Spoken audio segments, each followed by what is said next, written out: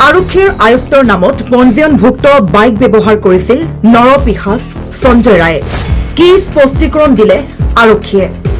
দেশ জোকাৰি যোৱা আৰজিকৰ কাণ্ডক লৈ এতিয়াও অব্যাহত আছে চাঞ্চল্য। চিবিআইৰ তদন্তত পোহৰলৈ আহিছে এটাৰ পিছত আন এটা ৰহস্য।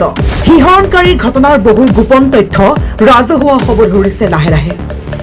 দেশ জোকাৰি যোৱা আৰজিকৰ কাণ্ডক লৈ এতিয়াও অব্যাহত আছে চাঞ্চল্য। চিবিআইৰ তদন্তত পোহৰলৈ আহিছে ইটোৰ পিছত সিটো আন ৰহস্য। শিহৰণকাৰী ঘটনাৰ গোপন তথ্য লাহে লাহে যেন ৰাজহুৱা হ'ব ধৰিছে। শেহতীয়া পোহৰলৈ অহা আন এক তথ্য হ'ল যে আৰজিকৰ কাণ্ডৰ মূল অভিযুক্ত সঞ্জয় ৰায়ৰ বাইকখন। প্ৰথম অৱস্থাত কলকাতা আৰক্ষীয়ে জব্দ কৰিছিল নৰপিশাচ সঞ্জয়ৰ বাইকখন। ইয়াৰ পিছতে তদন্তকাৰী দলে চিবিআই দলক কলকাতা আৰক্ষীয়ে বাইকখন গতাই দিয়ে। বিভিন্ন সূত্ৰৰ জৰিয়তে খবৰ প্ৰকাশ পাইছে যে অভিযুক্ত সঞ্জয় ৰায়ৰ বাইকখন কলকাতাৰ আৰক্ষী আয়ুক্তৰ নামত পঞ্জীয়ন কৰা আছে। এই বিষয়টো ছচিয়েল মিডিয়াতো দ্ৰুত গতিত বিয়পি পৰিছে। কলকাতা আৰক্ষীয়ে সঞ্জয়ৰ বাইক সন্দৰ্ভত বিতংভাৱে স্পষ্টীকৰণ আগবঢ়াইছে। ছচিয়েল মিডিয়াত কলকাতা আৰক্ষীয়ে প্ৰকাশ কৰা তথ্য অনুসৰি কলকাতা আৰক্ষীৰ বিভিন্ন বিভাগে ব্যৱহাৰ কৰা সকলো চৰকাৰী বাহন আনুষ্ঠানিকভাৱে আয়ুক্তৰ নামত পঞ্জীয়নভুক্ত। সেইবাবে সঞ্জয়ৰ বাইকখনো কলকাতা আৰক্ষীৰ নামত পঞ্জীয়ন কৰা হৈছে আৰু ইয়াৰ লগতে ছচিয়েল মিডিয়াত অপ্ৰয়োজনীয় বিভ্ৰান্তি বিয়পি আছে বুলিও দাবী কৰা হয়।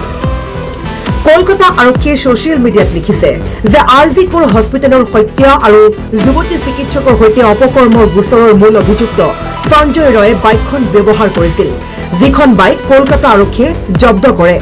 তাৰ পিছতে চিবিআইক গতাই দিয়া হয়। কলকাতা আৰক্ষী আয়ুক্তৰ নামত বাইকখন পঞ্জীয়ন কৰা হৈছিল, যাৰ বাবে এতিয়া একাংশ লোকে ছচিয়েল মিডিয়াত সৃষ্টি কৰিছে বিভ্ৰান্তি। এই সন্দৰ্ভত আমি স্পষ্টকৈ ক'ব বিচাৰো যে কলকাতা আৰক্ষীৰ বিভিন্ন বিভাগে ব্যৱহাৰ কৰা সকলো আৰক্ষীৰ বাহনেই আনুষ্ঠানিকভাৱে উপায়ুক্তৰ নামত পঞ্জীয়নভুক্ত। এই ক্ষেত্ৰতো তেওঁৰ কোনো ব্যতিক্ৰম নাছিল। এইদৰে স্বীকাৰোক্তি প্ৰদান কৰে কলকাতা আৰক্ষীয়ে। পিছে ঘটনাৰ আচল ৰহস্য পৰৱৰ্তী সময়তহে জানিব পৰা যাব। National desk, news H Assam. ঘৰ, অফিচ, গুদান আদি সলনি কৰাৰ কথা ভাবিছে নেকি? পিছে সলনি কৰিব হয়, সকলো বস্তু এঠাইৰ পৰা আন ঠাইলৈ সহজে নিয়াটো জানো সম্ভৱ? চিন্তা তাতেই নহয় জানো? কেৱল ঘৰ অফিচেই নহয়, ডাঙৰ ডাঙৰ মেচিন, বাইক, ডাঙৰ ডাঙৰ গাড়ীকে ধৰি সকলো বস্তু। পিছে এতিয়া আৰু চিন্তাৰ কোনো কাৰণ নাই। আপোনাৰ এটা মাথো ফোন কলতে সমাধান হৈ পৰিব এনেসমূহ সমস্যা। আপোনাৰ কাষত আংকুশ কাৰ্গো পেকাৰ্ছ এণ্ড মুভাৰ্ছ সমগ্ৰ ভাৰততে প্ৰভাইড কৰে ড'ৰ টু ড'ৰ ছাৰ্ভিচ। গতিকে দেৰি কিহৰ? এতিয়াই যোগাযোগ কৰক 9957630102 অথবা 9546214823 নম্বৰত। লগতে ঠিকনা ফটাহিল আমবাৰী নিয়েৰ অনাথ আশ্ৰম, আমবাৰী থানা, গুৱাহাটী।